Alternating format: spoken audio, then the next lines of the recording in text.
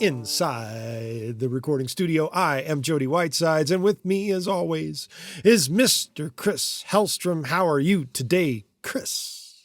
I'm doing all right, Jody. I'm doing all right. All I can say is that it's been a morning, but we'll leave it at that. But no, everything is yeah. What with beta testing and coffee wipeouts and all those other things. But yes. No, everything's good, man. How are you?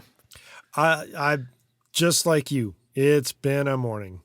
Being on the phone with a credit card company and Verizon, and nobody seems to have answers for why my address does not exist in the real world. So does that mean that I'm not actually talking to you right now because your position doesn't exist? I am a figment of everybody's imagination, apparently, at least according to Verizon. Oh, man, I'm in deep trouble because I've been talking to you for, 25 years. So. I'm sorry to have informed you of this morning. However, yeah. I've got some beautiful mind stuff going on. That is correct. Very much so. And if you are a listener of this podcast for the past year, you're in the same boat as Chris, apparently. That would be an interesting podcast. Just me sitting there talking to myself and having long pauses. Well, the videos that we used to post, and I say we as in you and I inside your own delusional mind, had a different character to it. You were facing someone else, supposedly me, but it was really just another version of you. So this is some Inception type shit going on right now, right? And instead of 3 levels deep, though, I'm going 4. Yeah, there's a lot of stuff going on. But speaking of Inception, I'm going to tie this in together to what we're going to talk today. In the cinematic world, we use a lot of percussion, right? And that's what we're going to talk about today. We're going to talk some percussion type of stuff. Way to get off the diving board and go right in. Yeah, smooth. Well done, you. So when I say percussion to you, what are you thinking of? What comes to mind? I'm thinking of things that you hit with either your hands or a stick or a drumstick or a blast stick or some other instrument that you can use to strike another object that isn't technically part of a drum set, although drum sets are technically percussion as well. But outside of being called a set of drums, I commonly think of anything could be percussion. Like I could sit here and do this, and that's me tapping the case of an AirPods case against the desk. And that could be considered percussion if I did it in some kind of rhythmic fashion. That would be percussion to me. Ass shaking kind of groove. No, I agree. Oh, yes. It's just about anything could be a percussive instrument, right? If you play it rhythmically enough or just add hits. But that's kind of how I think about it too. Obviously there is. Yeah, go ahead. There are traditional types of percussion, though, and that would include things like egg shakers and tambourines and congas and other stuff of that nature. Right. If I grab this, most people would probably recognize that as something you only hear at a given time of year. Yes. Let's keep it at that, huh? Right. Yeah. Yeah. Those are the type of things that I would strike as being percussion as well. There are obviously actual instruments that are considered actual percussion instruments. Sure. And then there's the whole other world that, we alluded to where just about anything can be percussion, where it's metals and woods and things that frequently used, or I use anyway, a lot of times in some of the work that I do, that has a little bit more of a cinematic feel. And sometimes even in just air quotes here, like regular writing, or regular songs, that kind of thing, What would be regular? Come on, man. Nothing about music is regular. Yeah. Yeah. If you do it well enough, right? That's So, why I love it. So why do you use percussion? Why do I use percussion? Yeah. Out of boredom. Yeah. So, no, not necessarily. The answer to that technically comes from the fact that if you need something to give additional spice to an arrangement or a recording, that would probably be my most common use of a percussive element. It would be to give additional spice. Now, some people might take offense to this because all they do is play percussion and they're never feeling like they are the spice. They might be the actual groove. I don't know. Yeah. How do you feel about it? That's just kind of where I'm coming from when I'm thinking about percussion, because technically I'm not a drummer, although I wanted to be a drummer first before I became a guitar player. Yeah. However, parents were like, no, that'll be too loud. It'll be too annoying. That too much noise. Yeah. Right. I share your view there. Obviously, there are certain styles of music where percussion is prevalent. Like the immediate one that comes to mind is like if you're talking about Latin styles of music like samba and things like that. That's very much the driving force. But and then you have that situation that you talked about where they are the main focus. But for me, in more of the rock and the pop world, I think very much like you that it is a spice, right? Where you add, something. It could be like something as simple as adding like a shaker, like you mentioned, or a tambourine or something to layer on top of a rhythmic part or a rhythmic kit already. So, yeah, it is a spice when it comes to sort of like songwriting for me. I pretty much share that. Also, I mentioned that I do some things that are very sort of cinematic sounding. Right.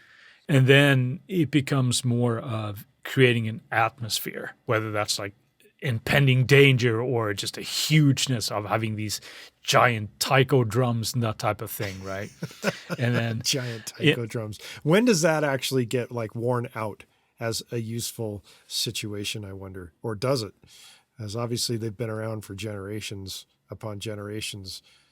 In some sense. That's a good question. That's a good question. I think, everything kind of goes through phases where some things become just like, oh my God, stop doing this already, right? Whether it's like, but how many, we still hear like the swelling cymbal going into a different hit or to a different section and stuff. And that's like, oh my God, how Guilty. Cliche is that? But Guilty. yeah, Guilty as charged here as well. But I suppose you can almost look at it as just being a testament to how well that works, having those big taiko drums there. Oh, we're going into battle now, dum, dum, dum, dum, dum, dum, dum, Or you can just sample me doing that. Out of curiosity, do you ever use taiko drums in any situation outside of going to the battle concept?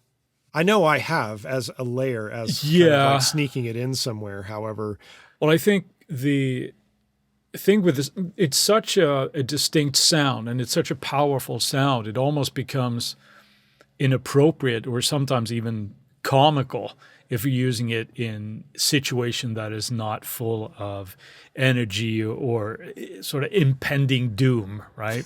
Let's say that, because let's say that you're scoring a scene where the hobbits are going out to pick raspberries, and you hear big taiko drums. It would just be like comical. It would be, really inappropriate. The same thing if you're perhaps singing in a more traditional songwriting sense, and you're thinking, I'm singing about the love of my life here, and now all of a sudden we got, masses of taiko drums happening as you're going to go meet this person, right? Well, but maybe they're expressing the heartbeat.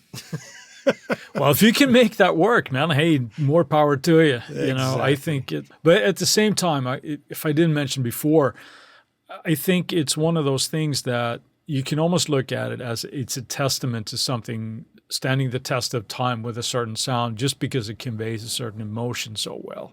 Right. Well, so. Yeah.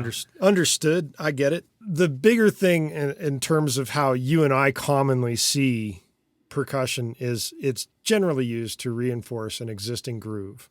That's for most percussive elements. Now, obviously that doesn't fit all things at all times, but in a general sense, for a lot of the pop, for a lot of the rock, for a lot of country, and a lot of production music that isn't cinematic, percussion is more of an added spice kind of thing.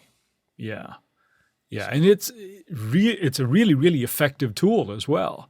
Yes. I find to like just inject some energy or whatever, or just propel a rhythm forward when it kind of needs a little bit of a lift. So yeah, it's a great thing to do. I like it a lot. And it's a nice little tip or trick to add that interest again. You know? Okay, Jim Carrey. Right. And with that, we will take a word from our sponsors. We'll be right back. And we're back. Kind of dipped our toe in there a little bit about the benefits of using percussion. Yes. Right? So besides the energy of adding something to a part, maybe it's something as simple as adding a shaker to a chorus part, or a tambourine just going on, ad nauseum, 2 and 4 or whatever. Yeah, exactly. Again, do you ever get tired of that? Well, it works most of the time, right? So, especially when you layer it in. It's you can use it as additional layering concepts if you get really anal about it and you use the modern technology of DAW editing to get it right into a layered sound where it's like right on the same beat, starts at the same point as your actual recording in terms of the sample size or whatever it is that you're layering it to. You can create some really cool things by layering multiple percussive sounds into whatever else it is that you need.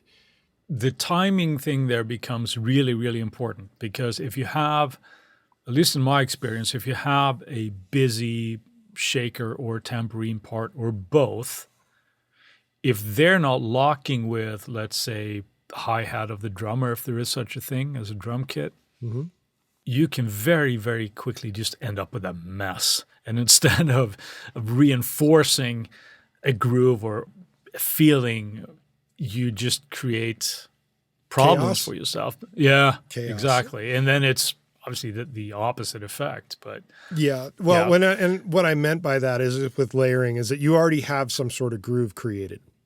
Yeah. And you're trying to add additional coloration to specific hits going on. Let's say that you want to have not only a hi-hat going where maybe you want to emphasize a downbeat of 2 and 4 that go with the snare. So you've got the snare and a hi-hat hitting on your 2 and your 4. And if you're emphasizing the hi-hat with some sort of tambourine type thing, you probably want to lock that in. Yeah. To your hi-hat or the snare, one of the two. As you start getting too many things that are smearing across the initial hit spectrum, I guess would be the best way to say that, you're going to have this weird multi-flamming thing going on that could probably distract from what you're attempting to do and layering it in rather than adding benefit as... Right. Yeah. And there's that, how much you straddle that fence between how much emotion or humanity is part of the track, as opposed to it's too much humanity. You're just distracting from the groove now, So there's too much humanity. There's just, I can't take it anymore. There's too much humanity. Ah! Yeah. Now, I got a thought there when you said layering a tambourine track with, the snare and hi-hats. Have you ever had the situation where you only add a tambourine hit on, let's say, 2 and 4 and not having sort of like the shaker part? Are you talking about just the accent or just adding like a tambourine strictly on the 2 and 4? Is that something that you've ever done? When I do that, I'm going to be adding it as accent. If there's an actual tambourine part, that's totally different. But if I'm talking about the layering thing, as I'm kind of hiding it in there as an additional coloration to whatever the sound is, and I want to lock it to another sound in order to make that layer sound like its own unique sound of two things melded together, that needs to have that timing to be like specific. If it's an Sure. entirely different part, that's a whole other ball of wax that I wasn't really referring to. So I'm talking Okay. about accenting certain things. Like if I want that 2 and that 4 to get a bit more flavor out of it, and I've got a kick and a snare, or well, I'm generally not kicking on a 2 unless I'm doing a 4 on the floor thing, but a snare and a hi-hat going and the drummer's playing a little bit more aggressively on the 2 and the 4, you got a little bit of an accent there. But if you want to spice it up a little bit more and you layer in other sounds with certain hits, that's what I'm talking about. Yeah, that's an interesting technique. I usually don't do that as much, at least not up to this point. To me, it's if I'm adding a tambourine, it would generally be Its sort of own entity. generic, sort of like, yeah, but still obviously locked to the groove, right? But it might be one of those, standard things where you have a 16th note groove, but you're having that accent, like you said, on whenever the snare part happens to be, or the Right. hi-hat pattern tends to be. But as opposed to just adding it, which is another cool thing to do, but just adding it on actual hits of the groove itself. Yeah. Even though it's not necessarily carrying out. Get with it, man. No, just kidding. I will. I'll have to do that later on today. It's going to change my world. Yeah. Well, So with the percussion element thing, when you're talking about being its own like track and style, there are like, it's imperative for folk music to be driven with a tambourine and or egg shaker or something of that nature, or a cajon. Those things are like, they're driving. Though that's the type of style that music requires. Their folk music doesn't necessarily get into a whole lot of drum, kick, snare, 1, 2, 3, 4 kind of thing. And if it does, a lot of the time that drummer is probably treating the snare drum more like a percussive instrument where he's rolling 16th notes and accenting certain things in that regard. And it would be the same thing for Latin. While you probably don't necessarily always have a drum kit to Latin, you're definitely got conga players. You definitely got gyro players. Gyro. Not pronouncing that correctly, and it makes me feel stupid. Anyway, those Latin type things, and you got your cowbells, and you got your other type of little non-drum set type elements that are all going on in Latin music as well. So those type of things are very imperative to those styles. And without them, do you really have the style? Maybe not. So you need well, to at least take a when we're talking, about in a traditional sense. Right? And the same thing could be said for, you mentioned before, like country. Yes. Right? Where traditional country music is different. You could almost argue completely different musical style than what is considered country today, for better or worse, depending on how you feel about that. But today, when we think about country, it's a lot more modern, and you have almost these big 80s kind of drum kit type of sounds, right? And the same can, of course, be said for some Latin styles, more like modern, but we're talking about it in a traditional sense. If you're trying to sound traditional, you need to have these elements there, right? You're not going to have, if you're going to play a samba, you're not going to have a big Bonham drum kit, So could you imagine dancing samba to a Bonham drum sound? I suppose it could be done. I've never thought of it, but now I have. I'm trying to picture it right now, actually, and I'm struggling to do so effectively. Well, you brought it up. I did bring it up, so I shall hang for it. That's right. But so there is a part of that, the benefit of just adding energy to a track. There is a stylistic thing where we have to think, is this imperative for the style of the music that we're doing? And the other thing is, of course, just creating moods that we talk more in a cinematic sense. Right. Where, it can be, the aforementioned taiko drums, or it could be something that I like to use a lot. It could be, just metals or wood percussion parts happening, that I think can be very, very effective and can give a very sort of eerie sound to a track if we add a lot of metals, for example, because it can just have a big spooky sound. And if you're doing things a little bit more on the horror type of spectrum, right? Well, would know, playing the saw be considered playing percussion? Because the saw can get some really crazy sounds. yeah, yeah. I mean, think about playing a saw, maybe running it through a distortion pedal and plenty of reverb. That's a pretty cool sound, It's like being So, smashed by a bus. okay. I'm just Yeah. thinking of a movie trailer that I did some soundtrack and music work for, and there was a very crazy instance of kind of a saw sample run through distortion, and it Yeah. shows a person getting smashed by a bus. That's why it popped into my head when That's you were why talking that about is horror. locked in your head. Yeah. Yes. Yeah, because playing a saw and being smashed by a bus could be a bad meme, I think, somewhere. Don't do that. Yeah.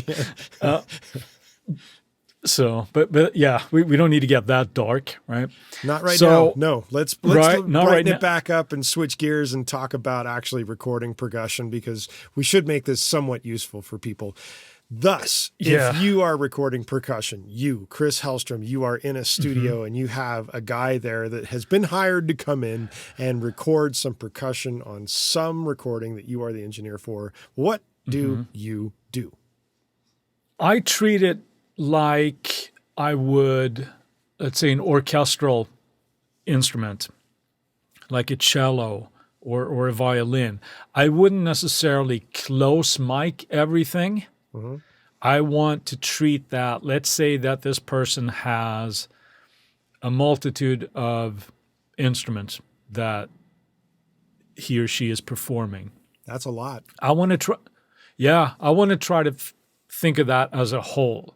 So I want to get some room in there. I'm not going to go all the way up to, let's say that it's whatever it is. If it's a pair of congas or whatever, I might not spot mic those to get that. I want his feel to come across. So I leave a little bit of room in there. So I'm going to back off a little bit, close enough where I get obviously all the nuances that I want, but I want to hear some of the room so that will sort of glue together a little bit. That's how I would approach it first. And then if I have to adjust accordingly, I will of course do that. But that's where I would start to try to get the sound that is needed. What about you? Program dependent Sure. is how I would treat it. So if it's something that is meant for the spatial quality for the rest of the song and it's in a good room, I will do what you're talking about. I'm not necessarily going to spot mic the instrument or the item that's being struck.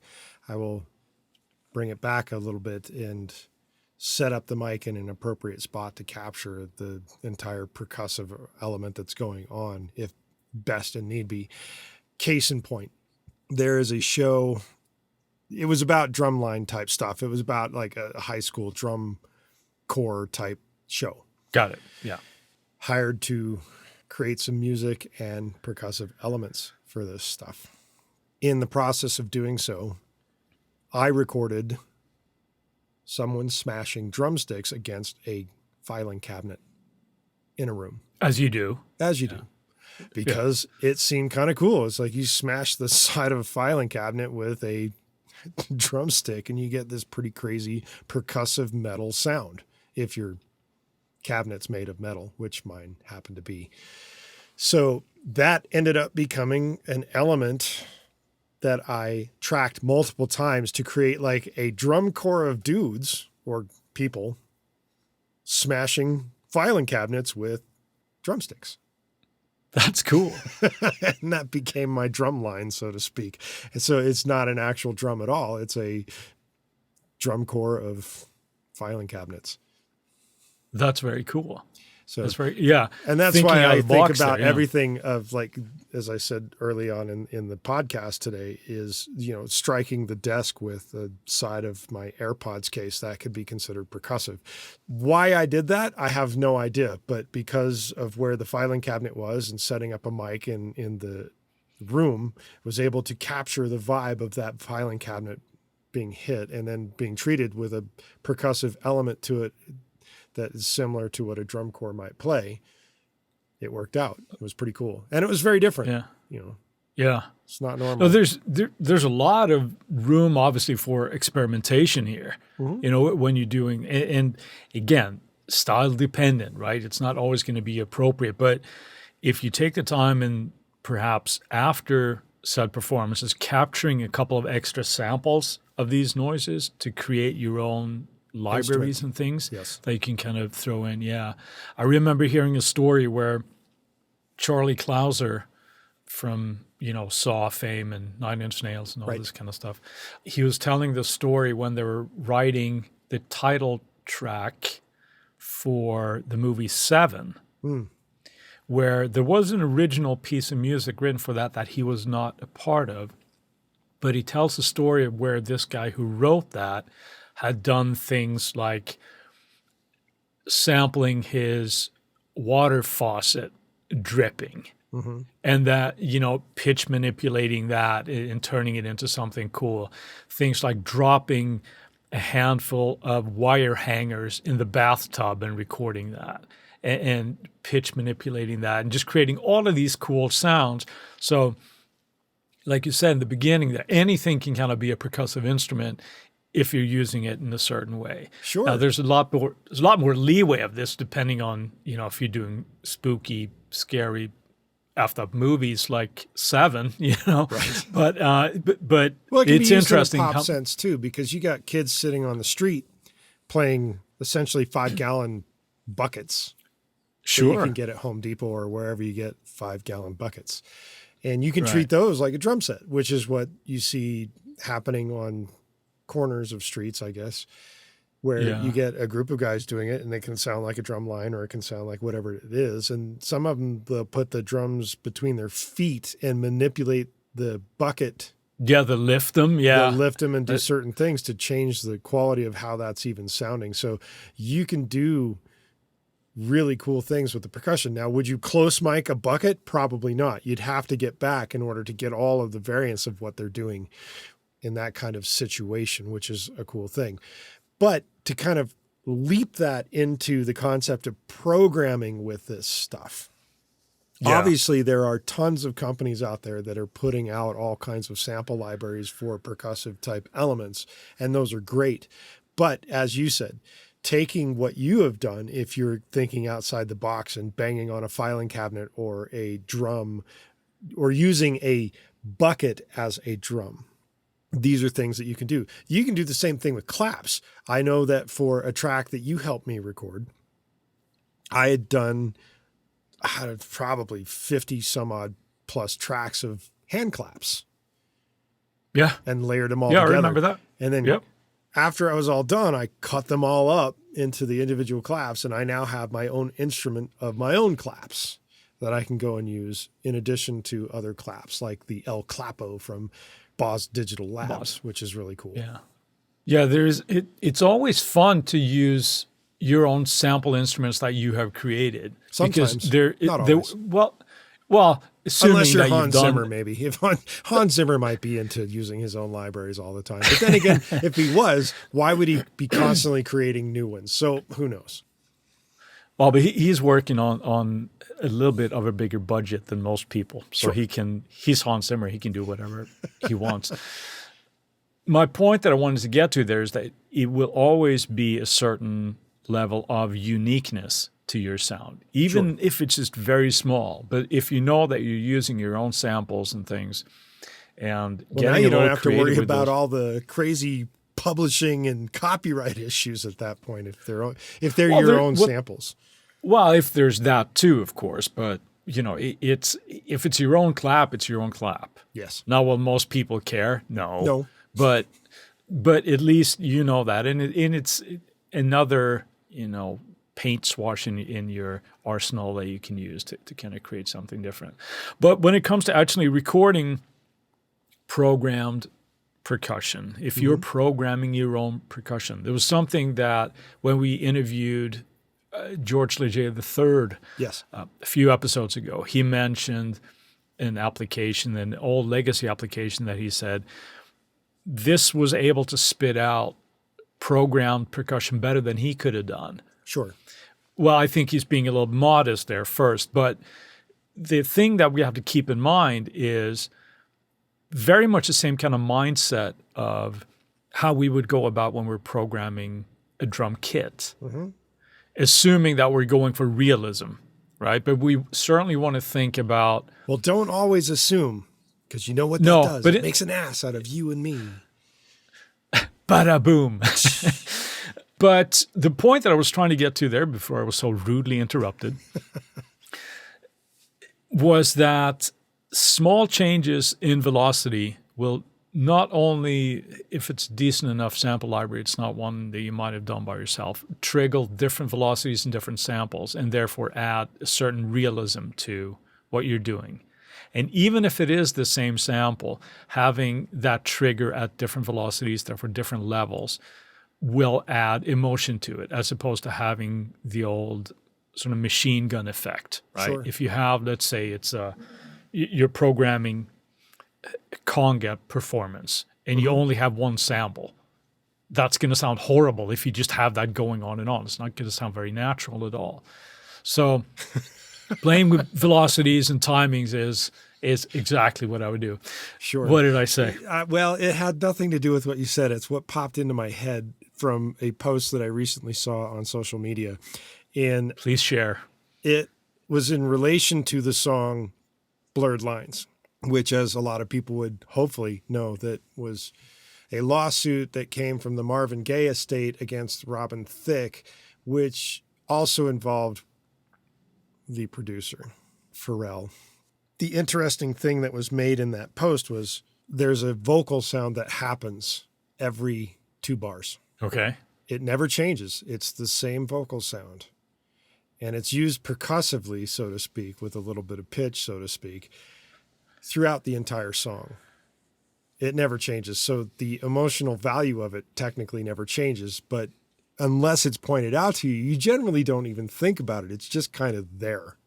However, once it's pointed out and you're listening to the song, it's like, damn it. Yeah, you can't unhear it, you right? Can't unhear the fact that it's just there, and it's there all the time, and it just keeps going and going like the Energizer Bunny.